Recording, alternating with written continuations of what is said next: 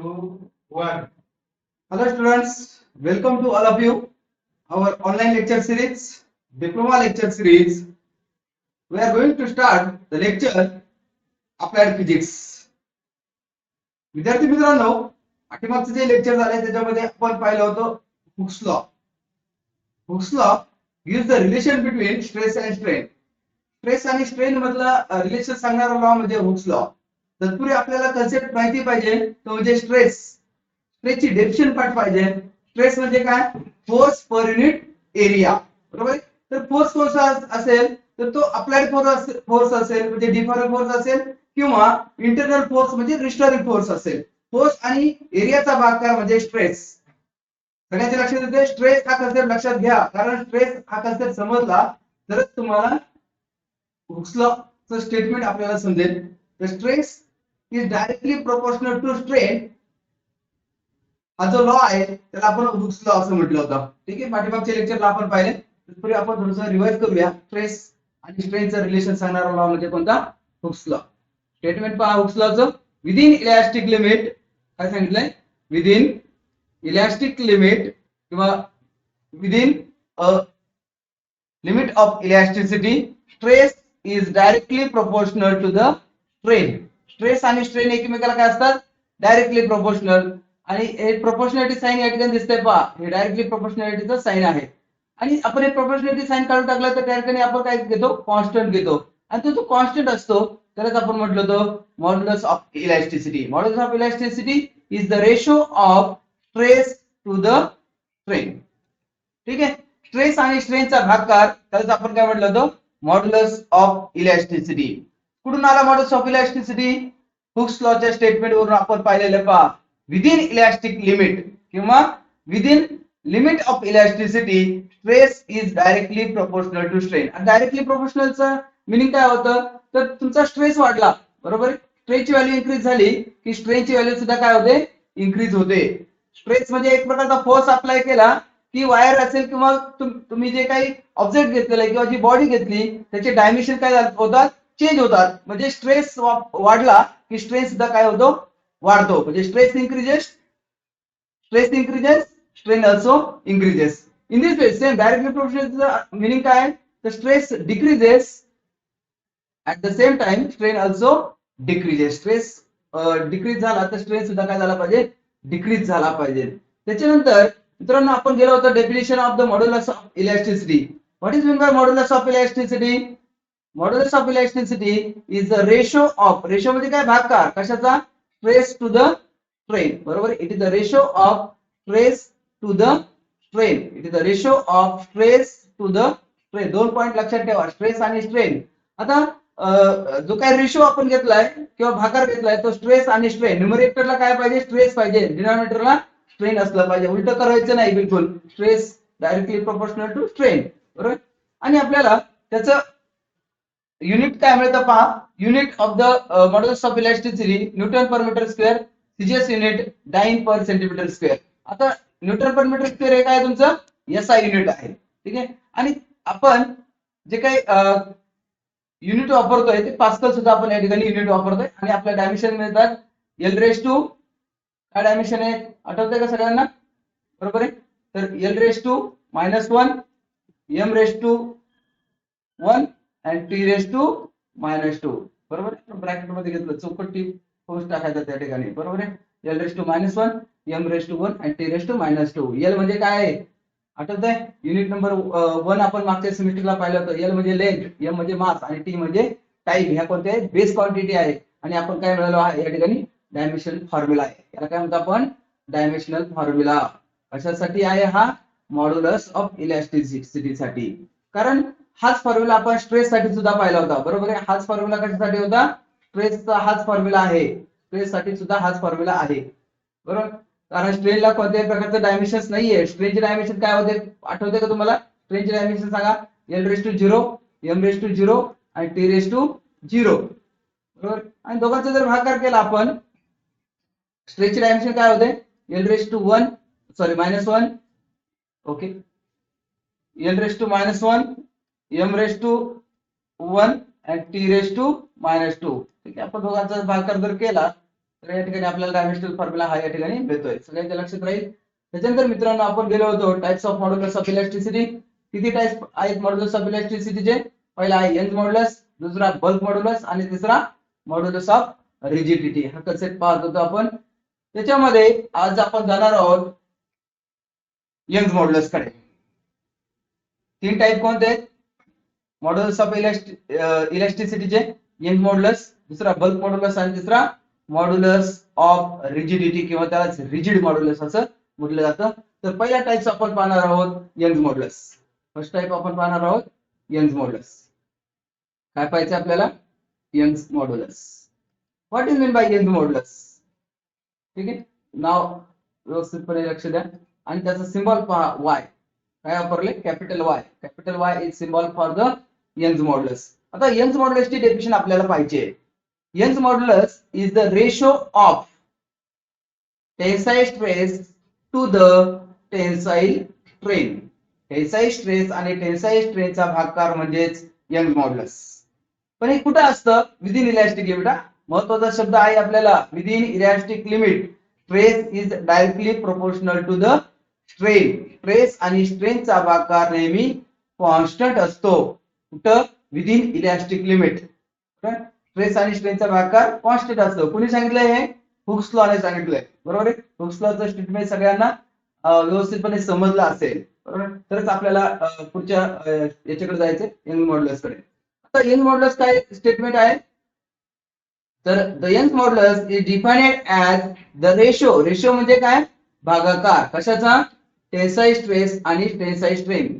Tensile stress आणि tensile स्ट्रेनचा भागाकार हा नेहमी काय राहतो? कॉन्स्टंट राहतो. टेन्साइल स्ट्रेस आणि टेन्साइल स्ट्रेनचा भागाकार काय राहतो मित्रांनो? नेहमी कॉन्स्टंट राहतो. बरोबर आहे. त्यालाच काय म्हटलं आपण? Young modulus. Young modulus. आता फॉर्म्युला पहा. यंग मॉड्युलसचा फॉर्म्युला काय आहे? टेन्साइल स्ट्रेस आणि टेन्साइल स्ट्रेनचा भागाकार. Tensile stress upon tensile strain is always constant. आता टेन्साइल स्ट्रेस साठी काय घेणार आहोत आपण? पहा बरं. टेन्साइल स्ट्रेस साठी काय घेईल? फॉर्म्युला काय आठवतं का सगळ्यांना? टेन्साइल स्ट्रेसचा फॉर्म्युला टेन्साइल स्ट्रेस. ठीक आहे, आपण एक व्यवस्थितपणे शांततेने पाहूया. टेन्साइल स्ट्रेस म्हणजे काय? Tensile stress is equal to force upon area. ठीक आहे, आणि टेन्साइल स्ट्रेसचा फॉर्म्युला काय? थोडंसं आपण थोडंसं रिवाइज जाऊया. ठीक आहे, पाहूया. मी तुम्हाला दाखवतोय. पहा टेन्साइल स्ट्रेस काय आहे formula. Tensile stress, tensile stress पहा. Tensile stress is equal to force upon area. बरोबर, हा फॉर्म्युला इथे आठवतोय. Force upon area. बरोबर, काय फॉर्म्युला आहे? Tensile stress is equal to F upon A. What is F? Force. बरोबर, आणि आपण जर एक रिजिड सपोर्ट घेतला, त्याला आपण काय केलं होतं? वायर अटॅच केली होती. आठवत असेल सगळ्यांना. परत एकदा मी थोडंसं रिवाइज करतो. ठीक आहे, एक रिजिड सपोर्ट घेतला होता आपण आणि एक वायर त्याला आपण अटॅच केली. बरोबर, आणि त्या वायरला जर आपण वेट लावलं, एक पॅन घेतला मी, त्या पॅन मध्ये वेट टाकलं. बरोबर, त्या ठिकाणी मी समजा वजन टाकलं. किती टाकलं? समजा सुरुवातीला तुम्ही 500 ग्रॅम टाका. बरोबर आहे. किती टाकलं मी सुरुवातीला? 500 ग्रॅम एवढं वजन टाकलं. ठीक आहे, आणि वजन टाकल्यानंतर या ठिकाणी वजन टाकलं म्हणजे काय केलं? एक प्रकारचा तुम्ही काय केलं? याला वेट अटॅच केलंय. वजन म्हणजे वेट म्हणतो आपण. ठीक आहे, डब्ल्यू. आणि डब्ल्यू म्हणजेच काय? एक प्रकारचा या ठिकाणी काय केलं तुम्ही? फोर्स अप्लाय केलाय. आणि म्हणून मिळाला आपल्याला डब्ल्यू इज इक्वल टू काय असतं? डब्ल्यू म्हणजे weight. Weight is product of mass into acceleration due to gravity. W is equal to mg. Mechanics मध्ये मित्रांनो तुम्हाला फरक विचारला गेला, डिफरन्स विचारला गेलेला आहे. वेट आणि मास मधला डिफरन्स काय आहे? तर weight is product of mass into acceleration due to gravity. बरोबर आहे. आता तुम्ही जगामध्ये कुठे गेले तरी मास बदलतं का? नाही बदलत. बदलतं काय? वेट बदलतं. मेकॅनिक्स मध्ये आपले शिरे सर तुम्हाला शिकवणार आहेत. सगळ्यांनी त्यावेळेस लक्ष द्या. वेट आणि मास मधला फरक काय आहे? तर वेट कसं मिळतं? तर वेटला आपण वेट कसं मिळतं? तर मासला आपण ऍक्सलरेशन ड्यू टू ग्रॅव्हिटीने मल्टिप्लाय केलं. जी म्हणजे काय? ऍक्सलरेशन ड्यू टू ग्रॅव्हिटी, ज्याची व्हॅल्यू असते 9.81 metre per second square. Keep in mind that. Physics मध्ये आहे सगळं. त्याच्यानंतर वेट म्हणजे काय? तर वेट म्हणजे वजन. बरोबर आहे. वजन बरोबर वस्तुमान गुणिले ऍक्सलरेशन ड्यू टू ग्रॅव्हिटी. बरोबर, आपण त्याला गुरुत्वीय त्वरण असं म्हणतो. त्या ठिकाणी डब्ल्यू म्हणजे एक प्रकारचा काय केलेला आहे मित्रांनो? तुम्ही फोर्स अप्लाय केलेला आहे. बरोबर आहे. डब्ल्यू या ठिकाणी म्हणजे काय? एक प्रकारचा फोर्स. तर आपण या ठिकाणी फोर्सची व्हॅल्यू काय घेतलेली आहे? फोर्स काय घेणार आहे आपण या ठिकाणी पहा, इज इक्वल टू फोर्स काय घेणार आहे डब्ल्यू, बरोबर आहे, आणि ए डब्ल्यू आपण A W is equal to काय आहे एम जी, आणि एरिया कसा घेतलाय आपण तर area is equal to pi R square. कसा आला होता कारण ही वायर आहे, बरोबर आहे, आणि वायरचा आकार कसा असतो सगळ्यांना माहिती आहे, बरोबर आहे, सर्कल सर्क्युलर, बरोबर आहे, आणि सर्कलचा एरियाचा फॉर्म्युला काय एरिया इज इक्वल टू सर्कलचा एरिया काय असतो area is equal to pi R square, बरोबर आहे, area is equal to pi R square हा फॉर्म्युला आहे, बरोबर, म्हणून आपण या ठिकाणी काय केलंय पाय आर स्क्वेअर पुट केलेला आहे. मी पुन्हा एकदा समजून का सांगतोय पहा, कारण मित्रांनो हा कन्सेप्ट आपल्याला समजला असेल तरच आपल्याला पुढच्या कन्सेप्ट कडे जाता येईल, मॉड्युलस ऑफ इलेस्टिसिटी मधला यंग मॉड्युलस, बरोबर आहे. तर या ठिकाणी पुन्हा एकदा आपण येऊया पहा, F A F upon A, sorry F upon A, आणि एफ अपॉन ए काय आलाय M G upon pi R square, कुठून आलं होतं समजलं का सगळ्यांना? ओके, सगळ्यांना समजलंय, छान. तर एफ अपॉन ए म्हणजे काय M G upon pi R square. Tensile स्ट्रेसचा फॉर्म्युला सगळ्यांना कळाला, टेन्साईल स्ट्रेस, ठीक आहे, हा फॉर्म्युला सगळ्यांनी लक्षात ठेवा. त्याच्यानंतर टेन्साईल स्ट्रेन आपण पूर्ण पाहणार आहोत. टेन्साईल स्ट्रेन, टेन्साईल स्ट्रेन म्हणजे काय रे आठवतंय का? Sorry, tensile strain, tensile strain is equal to change in length divided by original length, बरोबर आहे, change in length divided by original length. Change in length काय घेतो आपण स्मॉल एल आणि ओरिजिनल लेंथ कॅपिटल एल, ठीक आहे. जायचं का आपल्याला या टॉपिक कडे? ठीक आहे, आपण जाऊया त्या टॉपिक कडे. टेन्साईल स्ट्रेन फॉर्म्युला आपण पाहिला होता पहा, टेन्साईल स्ट्रेन इथं आठवतंय, हा आलंय आलंय दिसतंय, small L upon capital L, ठीक आहे. What is small L change in length, what is capital L original length, ठीक आहे. तर अशा पद्धतीने हे दोन्ही टॉपिक तुम्हाला समजले असतील तर आपल्याला पुढच्या टॉपिक कडे जाता येतं, ठीक आहे.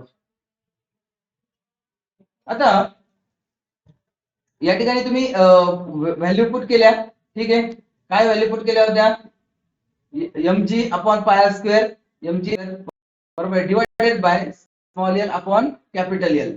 आता जर या ठिकाणी आपण व्हॅल्यू पुट केल्या पहा बरं, मी टाकतो या ठिकाणी पहा M G upon pi R square, बरोबर, divided by small L upon capital L. Mathematical भाषेमध्ये तुम्हाला सांगता समजत असेल M G upon pi R square. आता या ठिकाणी कॅपिटल एल आहे, कुठं आहे डिनॉमिनेटरला, तो कुठं जाईल सॉरी न्यूमरेटरला, बरोबर आहे, न्यूमरेटरला गेला, म्हणून आपल्याला फॉर्म्युला मिळेल पहा M G into capital L upon pi R square small L, बरोबर आहे, M G L upon pi R square small L. Formula कसा आलाय ते सगळ्यांच्या लक्षात आला असेल पहा, हा मी या ठिकाणी पिंक कलरने दाखवतो, गुलाबी रंगाने डार्क केलेला आहे. तर हा फॉर्म्युला आपल्यासाठी महत्वाचा आहे, ठीक आहे, आपल्याला व्यवस्थित दिसावा म्हणून मी वेगळा कलर वापरतोय पहा. Young modulus is equal to M G L upon pi R square small L, highlight केलेला आहे, सगळ्यांना दिसत असेल, व्यवस्थित समजून घ्या. यंग मॉड्युलसचा फॉर्म्युला काय Young modulus is equal to M G L upon pi R square. कारण याच्यावरती न्यूमेरिकल विचारले जातात, ठीक आहे, 2-2 मार्काचे न्यूमेरिकल असतात, एकदम सिंपल सिंपल असतात, बरोबर आहे. समजायला व्यवस्थित आपण समजून घेतलं तर काही अडचण येत नाही. किंवा न्यूमेरिकल असं पण दिलं जातं यंग मॉड्युलस कॅल्क्युलेट करायला विचारला जातो, टेन्साईल स्ट्रेस दिला जातो, बरोबर आहे, आणि टेन्साईल स्ट्रेन पण दिलेला असतो आणि आपल्याला यंग मॉड्युलस कॅल्क्युलेट करायला विचारला जातो, ठीक आहे. आता कॅल्क्युलेशन केल्यानंतर मित्रांनो तुम्हाला पुढेही राईटअप करायचं नाहीये, बरोबर आहे. तुम्हाला जे काही तुम्ही आन्सर आलेलं आहे, बरोबर आहे, ते तुमच्या कुठं दिलेलं असतं ऑप्शन मध्ये असतं, आणि ऑप्शन सॉल्व्ह केल्यानंतर त्या ठिकाणी तुम्हाला युनिट पण पाहिजे, बरोबर आहे, डाइन पर सेंटीमीटर मध्ये सेंटीमीटर स्क्वेअर दिलेले आहे किंवा न्यूटन पर मीटर स्क्वेअर मध्ये दिलेलं असतं. तर व्हॅल्यू व्यवस्थितपणे कॅल्क्युलेट करा, बरोबर आहे, आणि नंतर न्यूमेरिकल सॉल्व्ह केल्यानंतर जो काही आपला ऑप्शन असेल ते आन्सर टॅली करून पहा. त्याच्यानंतर आपण जाऊया याच्या युनिटकडे. यंग मॉड्युलसचं युनिट काय असतं तर यंग मॉड्युलसचं युनिट आहे न्यूटन पर मीटर स्क्वेअर. काय युनिट त्याचं न्यूटन पर मीटर स्क्वेअर. काय युनिट आहे न्यूटन पर मीटर स्क्वेअर. लक्षात ठेवा न्यूटन पर मीटर स्क्वेअर, ठीक आहे. आणि CGS unit dyne per centimetre square. मी तुम्हाला सुरुवातीला सांगितलं होतं की पूर्ण चॅप्टर मध्ये तुम्हाला हेच युनिट ठेवायचं, लक्षात ठेवायचं का जे स्ट्रेसचं आहे, बरोबर आहे, कारण स्ट्रेनला युनिटच नाहीये, स्ट्रेनला युनिट नसतं, त्यामुळे स्ट्रेसच युनिट आपण त्याचे टाईप्स पाहिले तिथं पण तेच युनिट होतं, ठीक आहे.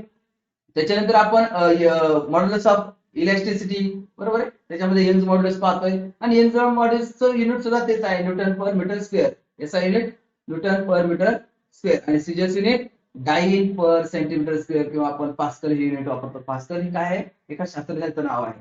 ठीक आहे. आणि त्याचे डायमेन्शन जर पाहिले आपण L⁻⁻₁, M⁻⁴ आणि T⁻². पूर्ण चॅप्टर मध्ये हेच डायमेन्शन्स आहेत. त्यामुळं एकदा ते रिमेंबर केले तर पूर्ण चॅप्टर संपेपर्यंत म्हणजे इलॅस्टिसिटी हा कन्सेप्ट संपेपर्यंत तुम्हाला सर्व काही लक्षात येऊन जाईल. ठीक आहे. त्याच्यानंतर आपण जाणार आहोत पुढच्या टॉपिक कडे, तो म्हणजे बल्क मॉड्युलस. बल्क मॉड्युलस, ठीक आहे. बल्क मॉड्युलस हा कन्सेप्ट आपण पाहतोय. मी थोडासा हायलाइट करतो, सगळ्यांच्या लक्षात येईल. बल्क मॉड्युलस, आता यंग मॉड्युलसचा सिम्बॉल काय वापरलं होतं आपण, वाय वापरला होता. ठीक आहे. यंग मॉड्युलसला काय वापरलं होतं, वाय. बल्क मॉड्युलसला काय वापरायचंय, के वापरायचंय. आता बल्क मॉड्युलस यंग मॉड्युलस कशाशी रिलेटेड होता, तर तो टेन्साईल म्हणजे लेंथशी रिलेटेड होता. बल्क मॉड्युलस कशाशी रिलेटेड आहे, तर व्हॉल्यूमशी रिलेटेड आहे. You understand? Yes, it is related with the volume, and it is the ratio of volume stress to the volume strain. It is the ratio of volume stress to the volume strain within elastic limit. कारण hooks लॉचं स्टेटमेंटच असं आहे, within elastic limit. जोपर्यंत elastic limit आहे तोपर्यंत stress आणि strain directly proportional असतो. आता volumetric stress सुद्धा हा व्हॉल्यूमेट्रिक स्ट्रेनला किंवा व्हॉल्यूम स्ट्रेनला काय असतो, डायरेक्टली प्रोपोर्शनल किंवा कॉन्स्टंट असतो. कुठपर्यंत, विदिन इलॅस्टिक लिमिट. आणि विदिन इलॅस्टिक लिमिट हा जो रेशो असतो, म्हणजे भाकार असतो, तो नेहमी काय राहतो, कॉन्स्टंट राहतो. द रेशो, बरोबर आहे. The ratio of ratio the ratio of the ratio of volume stress to the volume strain is always constant. आता आपण याचा फॉर्म्युला पाहूया. काय बल्क मॉड्युलसचा formula, volume stress upon volume strain. आपण जायचं का व्हॉल्यूम स्ट्रेस कडे, ठीक आहे. आपण जाऊया व्हॉल्यूम स्ट्रेस कडे. पाठीमागे मी घेऊन जातो तुम्हाला व्हॉल्यूमेट्रिक स्ट्रेस कडे. स्ट्रेसचे टाइप्स आपण पाहिले होते, ठीक आहे. व्हॉल्यूमेट्रिक स्ट्रेस, आता व्हॉल्यूमेट्रिक स्ट्रेस म्हणजे काय, तर व्हॉल्यूमेट्रिक स्ट्रेसचा फॉर्म्युला काय पाहिला होता आपण, F अपॉन A. व्हॉल्यूमेट्रिक स्ट्रेसचा फॉर्म्युला काय, F upon A, and it is related with change in volume of the body.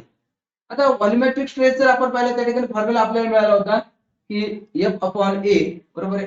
एक समजा आपण सर्कल हे घेतलं, बरोबर आहे, आणि त्याला मी जर प्रेशर अप्लाय केला, तर प्रेशर अप्लाय केल्यानंतर त्याचं व्हॉल्यूम काय होईल, चेंज होईल. बलून आहे हा, बरोबर आहे. फुग्याचा आकार काय होईल, कमी कमी होईल. सगळ्या बाजूने प्रेशर तुम्ही अप्लाय करायला केला, बरोबर आहे. ऑल द साइड, सगळ्या बाजूने जर त्याला प्रेशर अप्लाय केला, सेम प्रेशर अप्लाय करावं लागेल तुम्हाला. इकडून सगळ्या बाजूला प्रेशर अप्लाय करावं लागेल. आणि प्रेशर अप्लाय केल्यानंतर त्याचं व्हॉल्यूम समजा कॅपिटल व्ही एवढं होतं, तर व्हॉल्यूम मध्ये काय होईल, बदल होईल. डीव्ही एवढं त्याचं व्हॉल्यूम काय राहील, बरोबर आहे, म्हणजे चेंज इन व्हॉल्यूम. ठीक आहे. आणि व्हॉल्यूम कशामुळे चेंज झालं, तर तुम्ही काय केलं होतं, प्रेशर अप्लाय केला होता. काय केलं होतं, प्रेशर अप्लाय केला होता. आणि प्रेशर अप्लाय केल्यामुळं त्याचं व्हॉल्यूम काय झालं, चेंज झालं. आपण त्याला डीपी म्हटलं. आणि म्हणून आपल्याला व्हॉल्यूमेट्रिक स्ट्रेसचा फॉर्म्युला काय मिळतो, तर डीपी हा फॉर्म्युला मिळाला, बरोबर आहे. Volumetric stress is equal to DP. ठीक आहे. आपण जाऊया पुन्हा एकदा आपल्या कन्सेप्ट कडे, बल्क मॉड्युलस या कन्सेप्ट कडे जाऊया. ठीक आहे. पहा या ठिकाणी आलेलं आहे का हे, हा, F अपॉन A. ठीक आहे. आणि आपण या ठिकाणी काय घेतलंय, here F upon A is a change in pressure dp. ठीक आहे. dp दिसतंय का.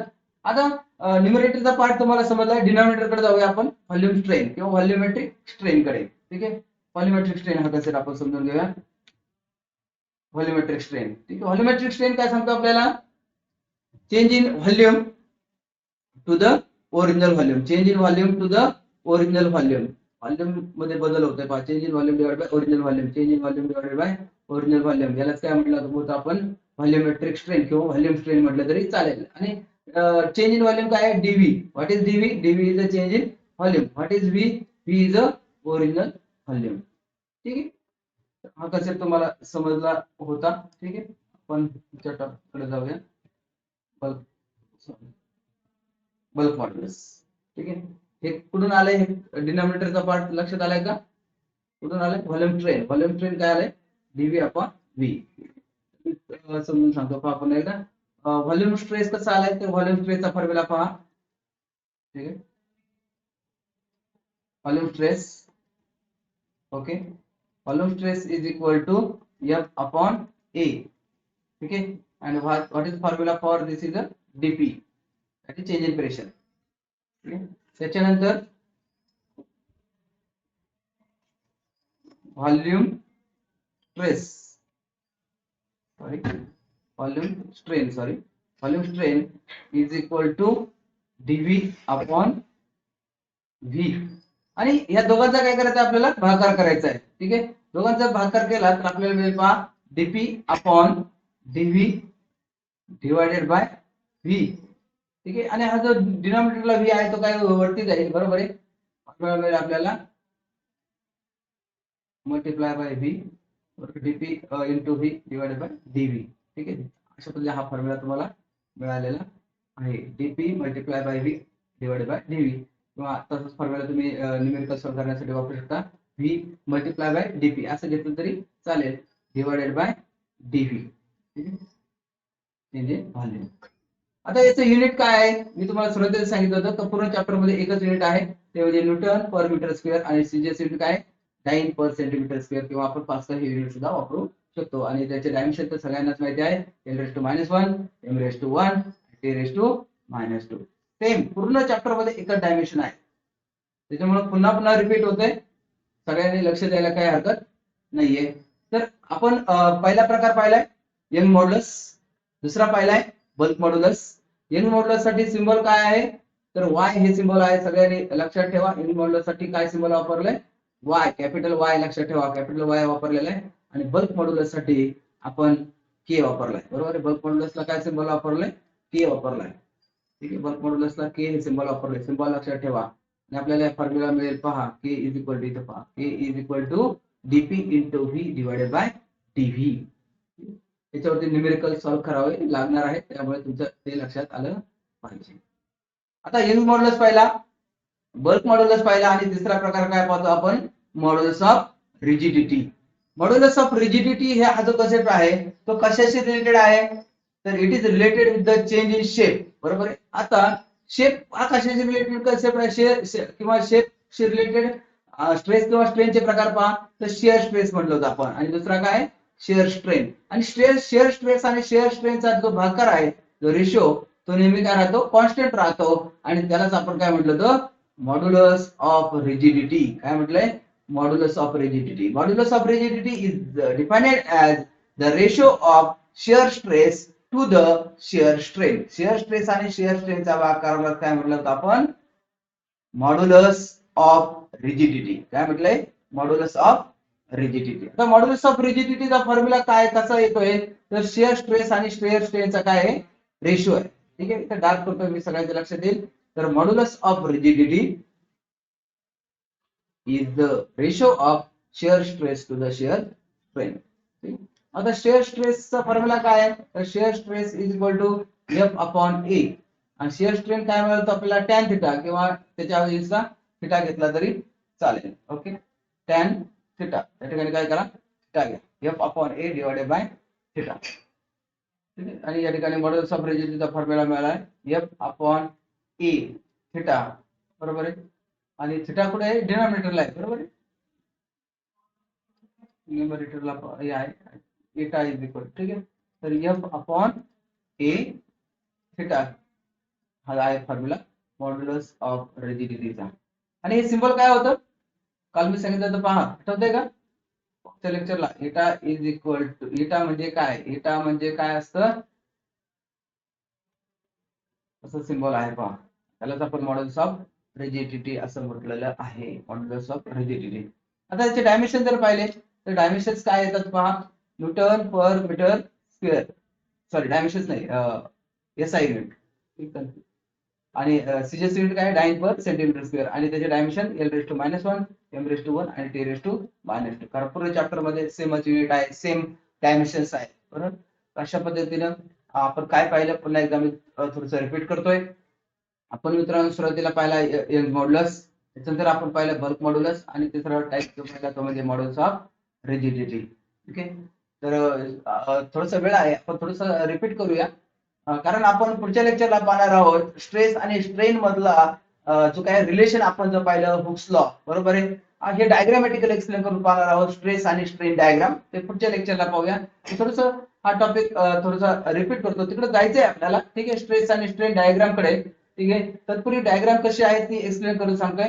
तत्पूर्वी आपण पाहूया हुक्स लॉ. ठीक आहे, थोडस हुक्स लॉ कडे जाऊया.